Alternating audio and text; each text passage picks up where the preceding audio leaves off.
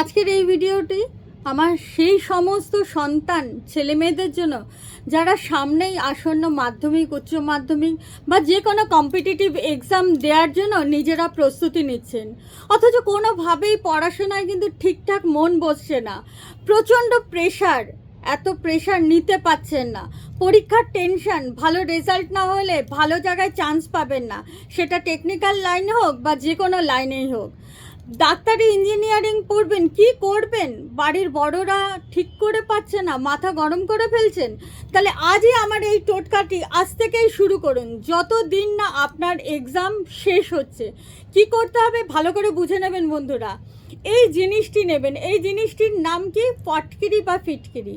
এই ফটকিরি বা ফিটকিরিকে আপনি গরম এক গ্লাস জলের মধ্যে দিয়ে টানা যতদিন না এক্সাম আপনাদের শেষ হচ্ছে মুখে কুলকুচি করে ফেলবেন। অবশ্যই রেজাল্ট কেমন হলো জানাতে ভুলবেন না।